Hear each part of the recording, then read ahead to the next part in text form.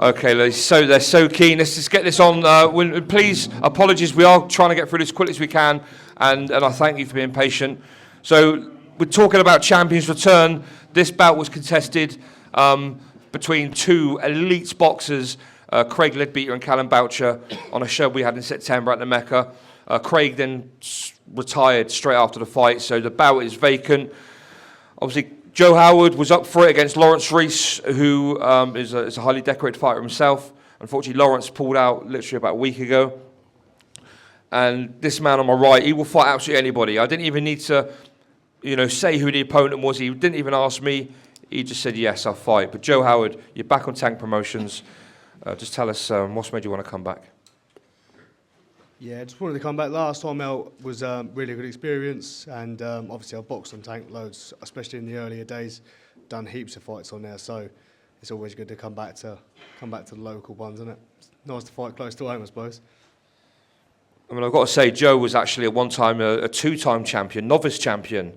We've got some novice champions in here tonight, and we're going to speak to him very soon. But Joe has certainly gone up in levels and levels. He's fought on loads of shows around the south, into London.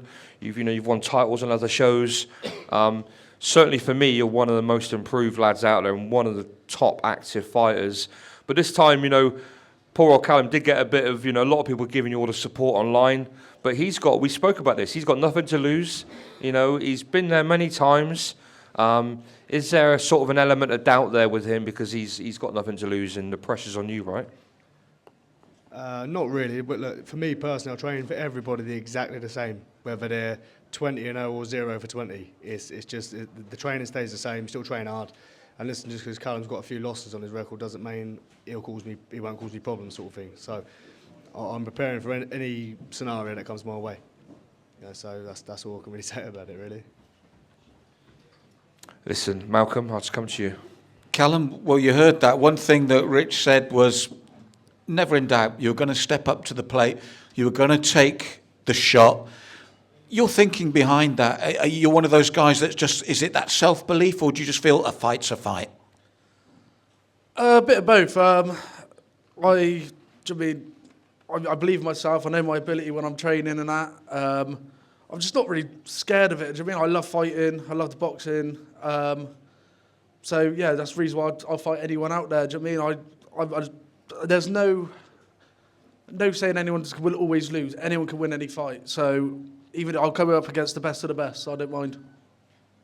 Well, the respect that Joe paid you, he said he doesn't look at the records, he treats every bout the same, he trains just as hard for everyone.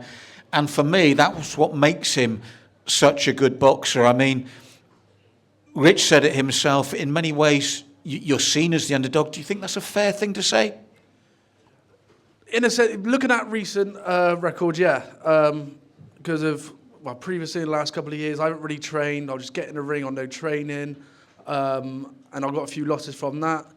But at the moment, I've won my last two. I'm actually in the training for once. Taking it a lot more serious and get back to my old self. So no, I will say I probably am the underdog in this situation by recent record. But I know what I can do, and I know that I can get the win.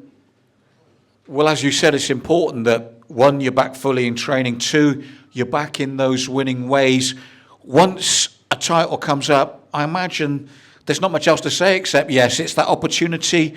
And in many respects, when Rich says you had nothing to lose because you jumped straight in, does that give you the freedom on the night to just go for it?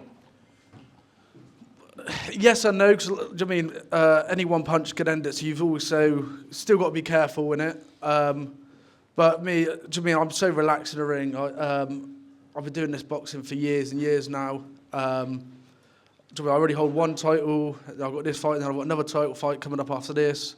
I'm racking them up, and I'm prepared for these 5 rounds. I prefer these 5 rounds because you actually get boxing matches, and I know Joe can actually box as well, so really look forward to it, and like I said, I believe in myself. There you go, Rich. I like it. I like the confidence, and obviously, a lot of people haven't given you the time of day, and I like that, and that's the thing, Joe. I mean, just listening to him now, does that feel you a bit of, actually, this kid is up for it. He ain't just coming to step in just to, take a tiny little purse. He's actually coming to give you a fight. It's good. It's good. Listen, I wouldn't really be interested if he was there to take a knee and get out of that sort of thing, because realistically, it's just not good for either of us, really, is it? It's just not. But I'm glad that he's full of confidence, and he's going to come out and have a scrap. Whatever, it's going to be good. It's going to be good. But I warn you, I'm slippery. I'm slipperier than P. Diddy's fucking mansion floor, mate. I knew there'd be something coming out for him. He's been too quiet. I thought you were going to turn into Hulk Hogan for a second then, but listen, you got anything to say about that, Callum? Sorry, I didn't expect that little gig. It's all right. I look forward to slipping with you. All right. Well, we're going to end this here before it gets a bit too dirty, okay? Oh, my days. Thank you very much. Round of applause for both of these guys.